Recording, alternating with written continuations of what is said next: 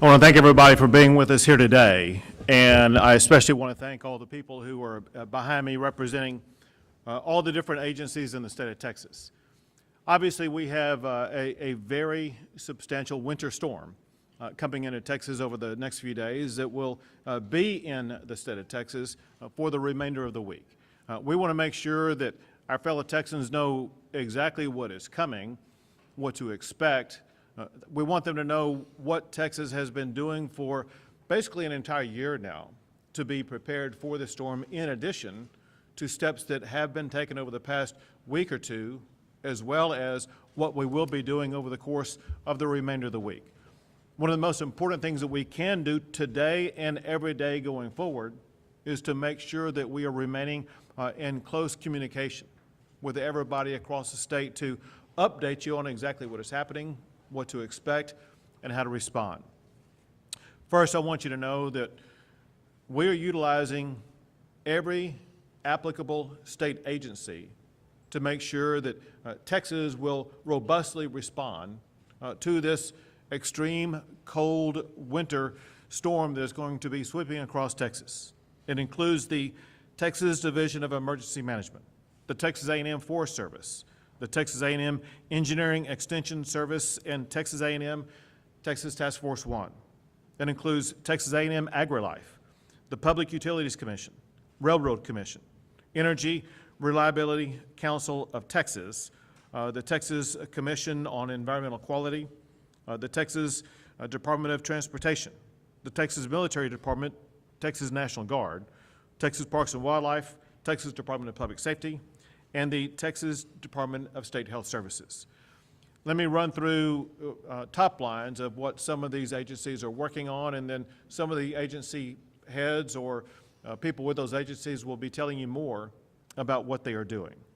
First, the Public Utilities Commission. They've held meetings with utilities on winter preparations, and that is in the aftermath of a multi-month-long process where they have been inspecting all of the power generators in the entire state of Texas, and at least 99%, if not more, of the power generators in the state of Texas have passed inspection or are fully operational.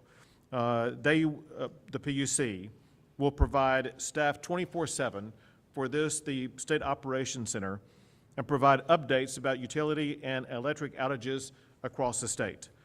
Importantly, and the head of the PUC will explain more about this, but they are already bringing more generation online sooner than what happened last year. They have additional crews already deployed, and Peter Lake, the head of the PUC, will be explaining more about this, but he will be explaining the process and concept of power outages that could occur across the state, understanding this important structure for the Texas power grid system. The Texas power grid is operated by ERCOT. They have the capability of providing a certain amount of megawatt power across the entire state during any given day. During any given day, there are reasons why there may be power outages that have nothing to do with the power grid whatsoever. This moment is an example of that. At this moment, Texas has an excess of 15,000 megawatts of power available for people across the entire state. That said, there are almost 5,000 Texans without power right now. That same concept may happen during the course of this particular winter storm, and there are a variety of reasons why people may lose power. It could be that power lines are down, power lines by the company that customers enter into contracts with. Those power lines could go down because a tree falls on the power lines, and the power lines are no longer able at that particular time to deliver power to a home. That's what those transmission companies that deliver power to your house, it's their job to make sure that they get those power lines back up and running again. The same thing could happen during a winter storm. It could be either ice on power lines that would cause a power line to go down, or it could be ice on trees that causes a tree to fall and on power lines and cause the power line to go down. That doesn't mean that there are challenges with the power grid in the state of Texas. It means that for a short period of time, a particular neighborhood may be without power, but know that your local power company that you have contracted with is working to make sure that power will be restored quickly, even though there may not be a problem with the Texas power grid itself. ERCOT, and the head of ERCOT will tell you more about this shortly, but last Friday, ERCOT issued an operating condition notice for forecast cold weather starting tomorrow. Yesterday, the forecast for electricity demand showed demand for electricity that may have been less than some earlier forecast.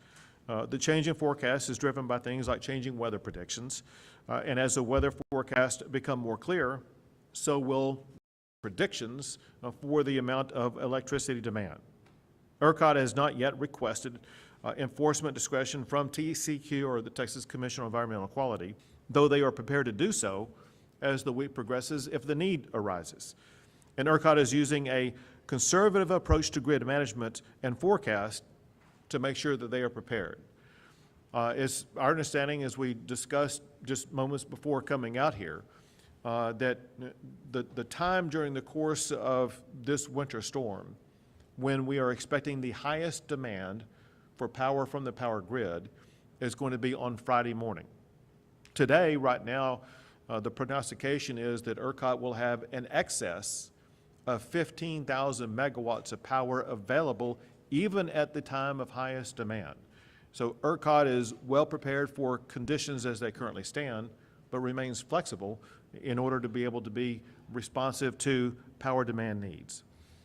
The Railroad Commission, and again, Jim Wright of the Railroad Commission will tell you more, but top line, the Railroad Commission conducted operational calls with local gas distribution companies, major gas producers, and pipeline operators throughout the state yesterday. All are prepared for any potential inclement weather and do not anticipate any significant operational challenges. The Railroad Commission has inspected intrastate underground natural gas storage facilities, and they also are anticipating no weather-related limitations. The Texas Commission on Environmental Quality, they have deployed their emergency management support team, their disaster response strike teams, and emergency response hazmat contractors. They're all on standby to assist local governments with any air, water, or waste-related issues, including drinking water, wastewater issues, and emergency response activities. The Texas Commission on Environmental Quality has notified public drinking water and wastewater systems about steps to take in advance of approaching winter weather. They also are working with ERCOT on TCEQ's power emergency procedures, especially as they could apply to power generators. A work group has been created to screen emissions reports for cold weather related conditions. TCEQ also has contacted EPA Region 6 to begin coordination of any possible response activities and response requests. The Texas Department of Transportation is highly engaged and will play a pivotal role in maintaining public safety over the course of this winter storm.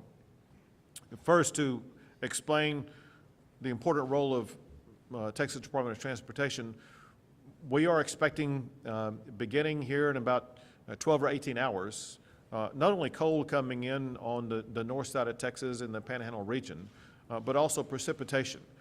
Some of it will be snow, some of it will be sleet, some of it will be freezing rain, some of it will be rain that will freeze on roadways. And that over the coming days will continue to come across the state of Texas. There will be thousands upon thousands of miles of roads that will be extraordinarily dangerous.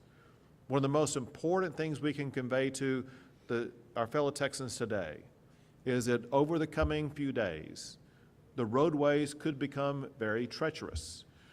As precipitation falls on these roadways, in addition to black ice, which is hard to see and even more difficult to navigate, there will be other road conditions that could put your life in danger if you use those roadways. So we urge our fellow Texans to proceed with great caution as you choose to travel about your region, knowing that different regions will be facing different challenges on roadways.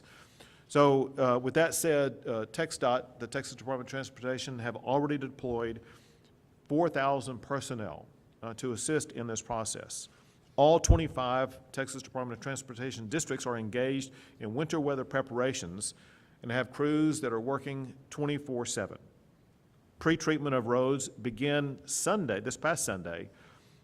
Districts that received rain yesterday will have pre-treatment beginning today. Materials have been replenished since last winter, and the strategic salt reserve is full. Beginning today, TxDOT will have daily calls with their districts and divisions to determine specific needs and to provide updates to the State Operations Center right here. TxDOT will shift resources as weather conditions also shift. For the public, again, we strongly urge you to go to a website location where you can learn more about road conditions. That website is drivetexas.org, drivetexas.org, where you can learn in advance before you go out what the driving conditions look like where you may be driving around. Next is the Texas Division of Emergency Management that will tell you more later.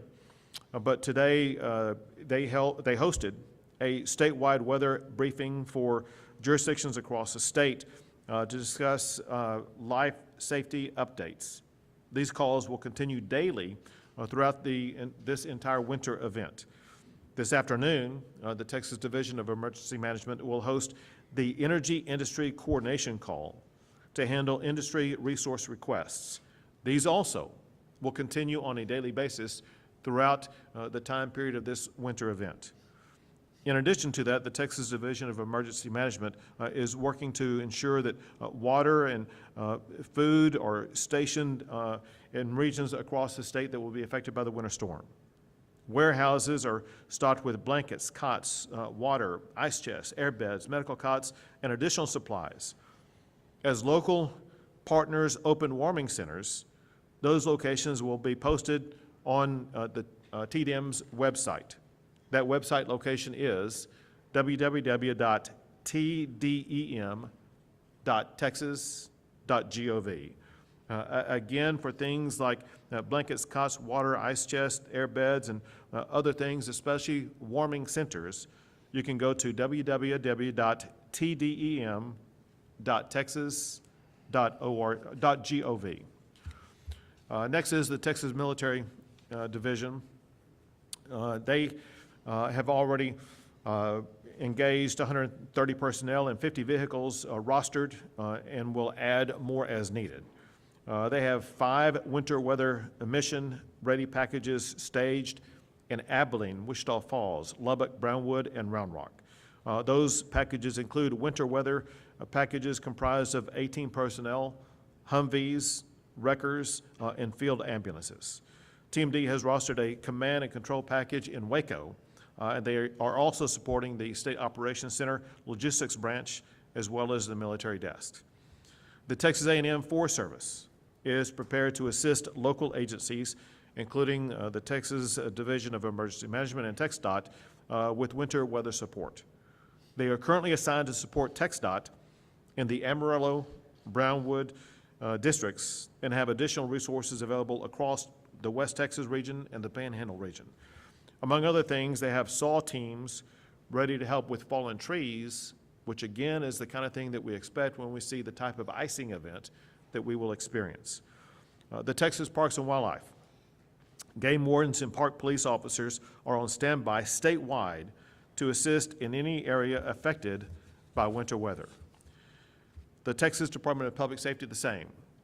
These are the state law enforcement, and among other things, they will be also working to ensure roadway safety across the entire regions of the state of Texas, which is most of the state, that will be affected by this winter storm. And the Department of State Health Services, they are coordinating with hospital preparedness providers on resource needs and requirements for hospitals including reporting of facility issues, things that could arise, such as power outages, water issues, medical surge staff, or overnight lodging requirements. The Department of State Health Services is coordinating the Texas Emergency Medical Task Force resources to support winter weather response needs.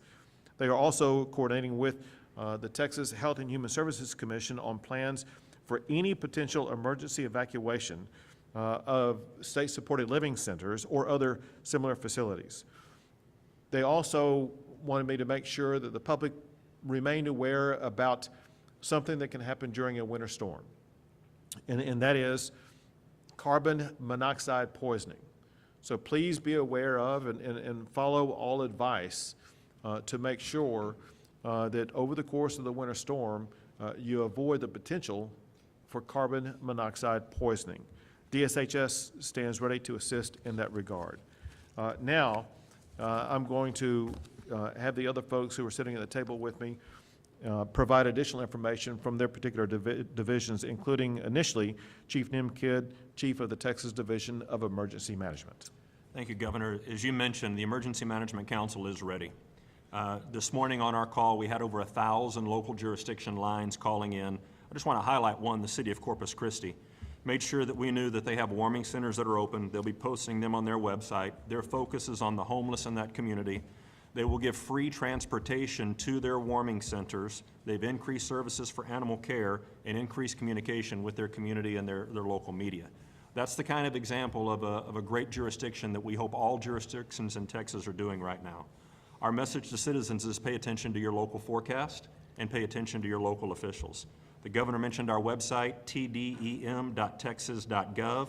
That's where we will post the location of all of the warming centers that the local officials share with us, as well as we will re-implement the plumber's locator app in partnership with the Board of Plumbing Examiners. As we know, as winter storms come, pipes can freeze. We want to be ahead of that. I also want to remind people about the 4 Ps. People, pets, pipes, and plants. We need to be taking action now to protect those in our homes. This is going to be a very cold event, and the wind chills could be deadly. We want to make sure that anybody that's in the way has a warm place to go. And as you'll hear more about, and we cannot overemphasize, driving conditions will be treacherous. If you do not have to get out and drive when the roads are iced over, please do not do it. Thank you, Governor. Thank you. Now, next is Director Steve McCraw with the Texas Department of Public Safety. Thank you, Governor. Obviously, your overriding priority is preservation of life. And anytime we have these events, there's not a time that's worse for a Texas State Trooper or for a TxDOT employee than these icy road conditions. If you don't have to be out there, just like Chief Kidd said, don't be out there. Like the governor said, don't get out there. There's no one skilled enough to drive an automobile at highway speed in icy conditions, period. And the last thing we need to do is lose life on the roadway. So we got 313,000 miles of roadway in Texas, so please be safe, stay off the roadways. Thank you, Governor. Thank you. Next we have Mark Williams with the Texas Department of Transportation. Thank you, Governor. Throughout this week, crews across the state have been active in preparing for this oncoming winter weather. That is, it included making sure that our supplies are stocked up, our equipment is ready, and that we've been beginning our pre-treatment operations on our roads statewide. We have district personnel that have been deployed to areas where we think that there'll be greater impact, such as North Texas. All told, we have about 4,000 personnel engaged, about 2,400 pieces of equipment that are part of this effort. Some of the key messages, though, that we have and that we're pushing out through our message boards and trying to get out to the motorist, as has been emphasized, we expect that the conditions that we will see will make for very hazardous driving conditions. And that despite efforts with pre-treatment, we cannot guarantee 100% that roads won't have unsafe conditions on them. And so it's very important that motorists be aware of those road conditions, drive to those road conditions, slow down, and if you do not have to get out when the roads are icy or snow covered, please don't.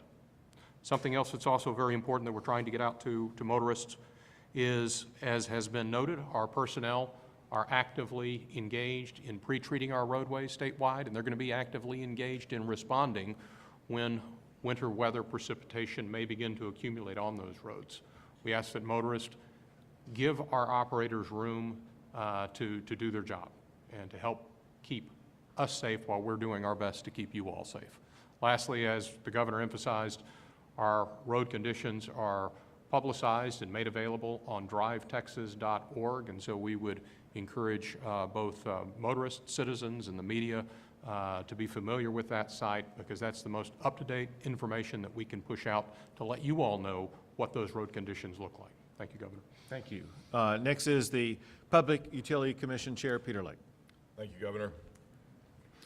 As you said, we know that the reforms we have put in place over these last few months ensure that our grid is reliable and ready for this winter weather event. We will continue operating the grid in a conservative fashion by bringing on more reserves for an increased margin of safety and by operating an abundance of caution so that we have more supply sooner rather than later. In addition, our grid and our transmission system now meet and exceed federal winterization standards. Those power plants and transmission infrastructure have been inspected by ERCOT and found to be within near universal compliance. In addition, we've worked with the Railroad Commission to identify natural gas critical infrastructure to ensure that during any emergency conditions, natural gas will continue to flow to our power generators. In addition, we've made our industrial demand response program more accessible and available sooner as another measure of redundancy and reliability in our system. Most recently, in the last week or so, we have worked with our generators to ensure that any maintenance was conducted preemptively so that all resources available will be ready to operate during this weather event. Our generating fleet has procured extra fuel, both coal, gas, diesel, and fuel oil on site at the generators, and crews have been pre-positioned and will be pre-positioned at generators to ensure any problems that arise can be quickly addressed. Our transmission system also is pre-positioning crews to ensure that any of the ice-related incidents that we might expect, including falling branches or lines that are overly burdened with ice, can be addressed quickly. Some of our transmission companies have mobile generators ready to fill the gaps in any areas of local outages. And finally, I do want to remind everyone that, as the governor said, squirrels, tree branches, ice on wires are local issues that can be addressed by your local transmission company. Contact information for those transmission companies can be found on the PUC website, puc.texas.gov. Thank you. Next is the head of ERCOT, Brad Jones. Thank you, Governor. As the chairman said, we've been working for the last year to make sure that this grid is more reliable than it ever has been in the past, and it is. We've taken a number of actions to make sure that our generators are ready, that our transmission system is ready, and they have responded. They've responded, and as the chairman just said a moment ago, they have passed the inspections that we've gone out and tested them on. So we feel very comfortable at their level of readiness.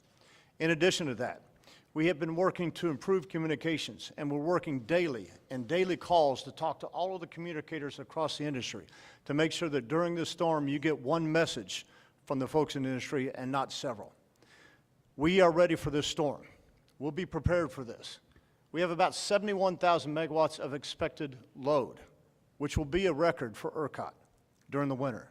71,000 megawatts of load, but at the same time we have 86,000 megawatts of available generation.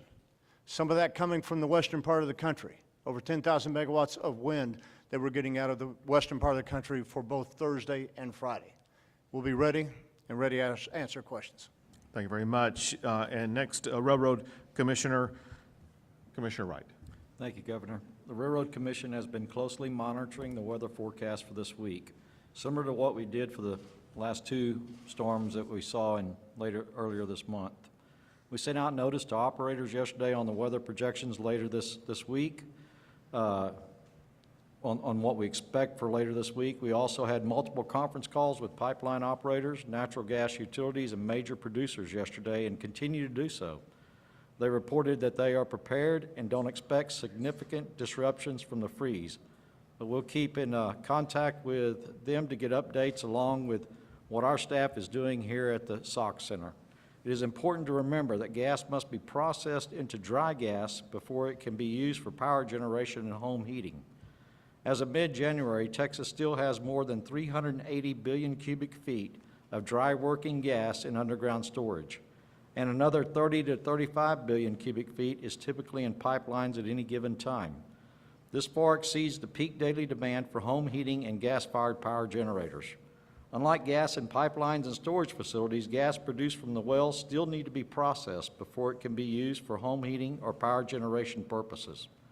Real-time production by nature can fluctuate throughout the day from hour to hour due to a variety of reasons, such as scheduled maintenance and downtime for safety reasons.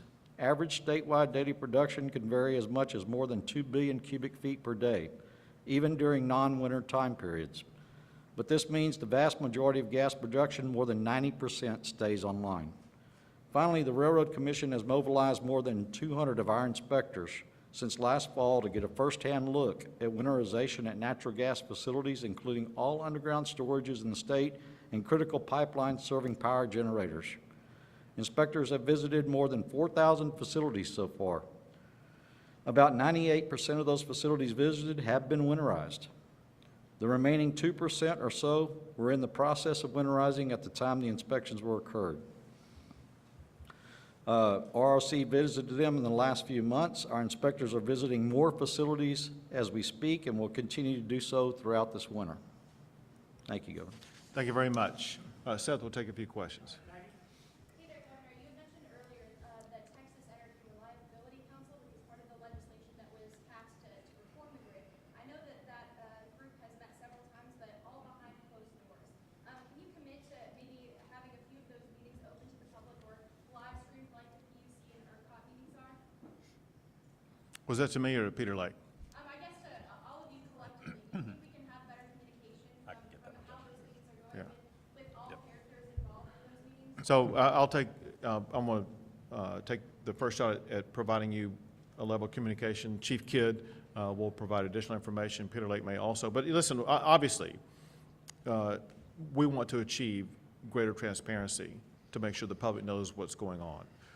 Sometimes there's various reasons why things have to be decided without the public being involved. I can't tell you what all those different scenarios are because I am not present during those times.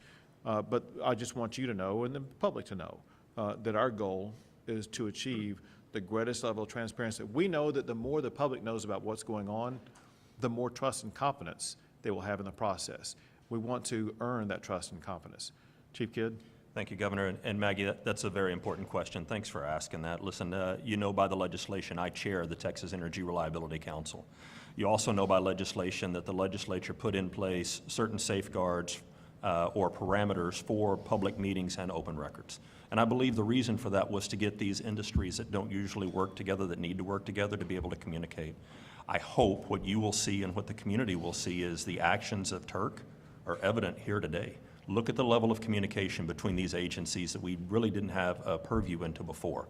I can also commit that the legislature mandated a report to them in November. And so before November, you will see public documentation and things that go into the public about the actions, the efforts, and the outcomes.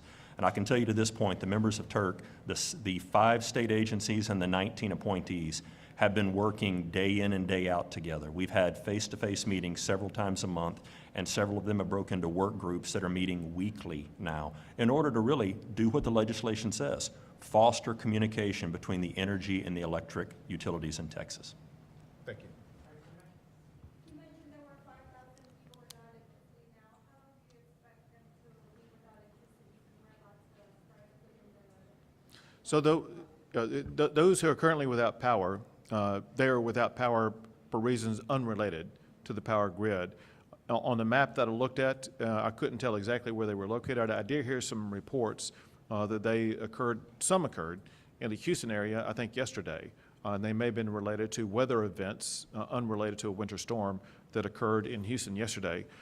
Having lived in Houston myself, I can tell you there's oftentimes a lot of trees that fall on power lines, and that is commonly the reason why power is down. Can't confirm that right now, but that would be a reasonable explanation for why some people may be without power. CenterPoint typically is the power company involved in providing power in the Houston area, and I know that they work around the clock to restore that power as quickly as possible. Seth? Governor Abbott and Chief Pitt, what is your metric of success when you say that if our grid will be reliable? Is it no blackouts or no load shed, or is it no catastrophic blackout? Listen, the goal obviously is through the course of any winter storm or in the course of any everyday event to make sure that the lights stay on, the power stays on, and we have a team who literally has been working around the clock with the PUC, with ERCOT, with the Texas Division of Emergency Management and others who are working to ensure that goal is going to be achieved. So does that mean if there are any load shed events, then it wouldn't be a success, or it would? Well, listen, no one can guarantee that there won't be a, quote, load shed event. But what we will work and strive to achieve and what we're prepared to achieve is that the power is going to stay on across the entire state. I have a question for Commissioner Wright. I know there's a lot of concern about natural gas production and weatherization standards. Can you shed any insight into what those weatherization standards are that those facilities you mentioned that are winterized have met, and also what threshold would be for percentage of natural gas facilities that would have to go offline for people to start seeing their power go out? Certainly. I've been very proud to see that industry this year has introduced lots of different ways of trying to make sure that nothing freezes up at a wellhead or at a gas transmission facility or storage by introducing methanol, heating blankets, heat tracing lines. There's all sorts of different things that they're doing. As far as gas that could come offline, I think your question was from last year, or is that what you think we're going to predict for this year? Was that your question? I mean, there was a recent freeze that caused a significant percentage of natural gas facilities to go offline, and so I think people are concerned that there hasn't been enough time between, the event a few weeks ago and now for any meaningful, remedies to be implemented. Yeah, what you saw at the first of the year and some of the reports that were out in the media was pretty standard for what we experience on a day-to-day basis in the natural gas industry. We have fluctuations in production of gas every day. Those were not out of anything in the normal. In fact, in January 20th, I believe, we were producing more gas than we have in the past 2 years. And that was one of the days that we had one of the rather colder days in January. Hey, I was going to ask a question that Scott and whoever else would like to answer at it. But I wanted to know, obviously in North Texas, ahead of the winter storm, a couple days, it was on a toll road, but we had a deadly pilot crash that happened with freezing rain, et cetera.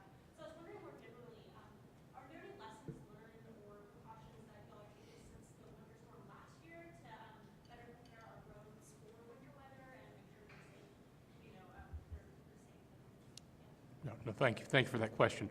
First and foremost, I want to reiterate that despite all of the precautions we take and the efforts that we make, this type of weather event is not going to be a weather event that we can guarantee that the roads are going to be safe. We're expecting icing and snowing, and particularly ice is a very dangerous, very treacherous set of conditions for motorists to deal with on our roadways. And so we don't want to give anybody a false sense of security that you're not going to encounter hazardous conditions if you get out during this type of an event. That being said, anytime we go through an event, we redouble our efforts to look at what we're doing. We're taking steps to do additional pre-treatment in areas where we think that there could be an additional amount of ice accumulation.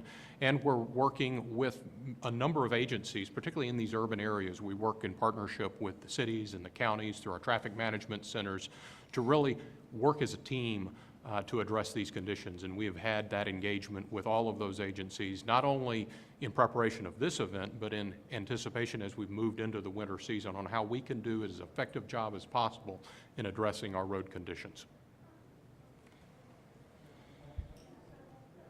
I'm sorry, thank you so much. In terms of your focus for that pre-treatment that you mentioned, are we focusing on brine solution? Are we focusing on actual rock salt, sand, or is this depending on the area of the state? Kind of, what's the strategy there? Right, the pretreatment occurs with a brine solution that's laid down before the winter weather event comes on. And we also keep an eye to when we may have precipitation rain in advance of that, and if we're able to go back and reapply that brine solution, because sometimes if there is a rain event that precedes this weather, which we expect, some of that brine solution gets worked off.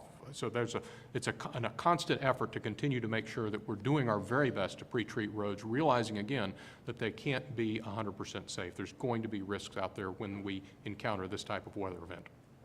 Governor Abbott, we've heard what was said here today about natural gas supply. Still, do you regret not calling an additional special session to require natural gas supply to be winterized ahead of this storm? Would that have benefited Texans? Well, when you hear what the Railroad Commission has done, they have taken steps to ensure that we're going to have the natural gas that we need. Let me walk you through a couple of things about both what happened last winter storm and what was done this time to make sure we wouldn't have a repeat of that as it concerns natural gas. In the last winter storm, there were many aspects of the natural gas production, gathering, and processing that actually got shut down by ERCOT when they shut down power to those locations. As a result, a lot of the natural gas that could have been produced or processed to be transported, they were unable to do so because they did not have the power to do so. Since that time, the numbers are amazing. Last winter, there were only 60 facilities in Texas that were designated as critical infrastructure. Now there are more than 1,500 facilities designated as critical infrastructure. Many of those are these natural gas facilities. My point is that a lot of what happened last year has been corrected by that critical infrastructure component. Separate from that, let me explain two things that are very important. One thing, or maybe both things that were mentioned by Commissioner Wright. One is that Texas produces far more natural gas on a daily basis than what we need to be able to respond to this winter storm. There may be some reduction in the power, in the generation of natural gas.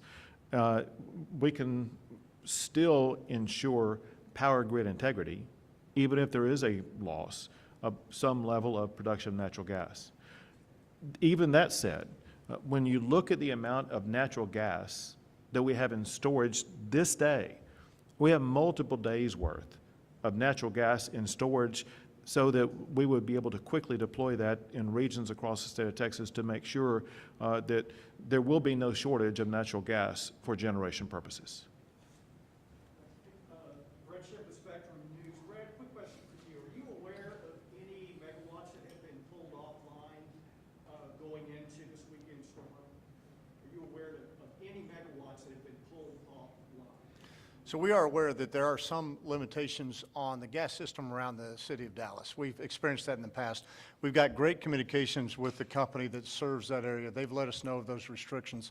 So we're making sure that those assets that have been impacted are moving over to alternate fuels. Many of them have on site, and some have alternate pipelines that can serve them as well. Okay, do we know how many megawatts that equates to? Total, we're expecting that to be around 1,200 at the low end and 2,600 at the high end. Okay, and real quick, Railroad Commission, you're saying that 98% of the gas production facilities and transmission lines have been winterized. Are you?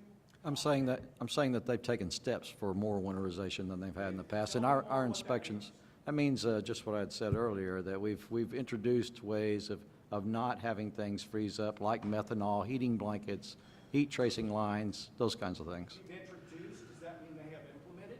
Yes, sir. We're seeing more and more of that being implemented. You don't know that they have fully winterized and are ready for this weekend?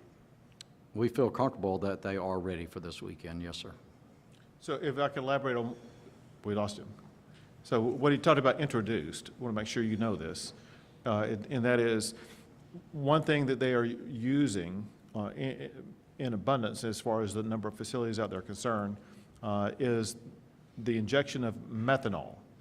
And the reason, nodding that you know that, I don't know if the others know what that means, but by using that will prevent the freezing. Oil and gas themselves, are elements that typically would not freeze based upon the temperatures we will be experiencing. However, water can sometimes get into their facilities. The injection of methanol will pretty much eliminate that water that could cause freezing to make sure that those facilities will not freeze. Now, in addition to things like making them critical infrastructure, they are commonly using methanol to make sure that that will be an additional measure to make sure their facilities will not freeze.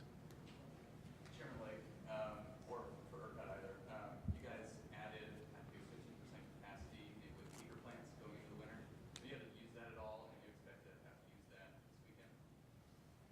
The particular resources change on any given day based on price point and availability. So yes, they've been used at some point, some days, and geographic location, where there may be constraints on transmission at any given point. So our entire fleet that is available to be dispatched is dispatched according to the protocols at ERCOT. Listen, thank y'all very much. We urge our fellow Texans to be very safe over the coming days. Just know that this team will be working around the clock to make sure that we are gathering the information needed to share with you so that you will be best prepared to do what you need to do to protect your family, to protect your homes, to protect your lives. Take care and be safe.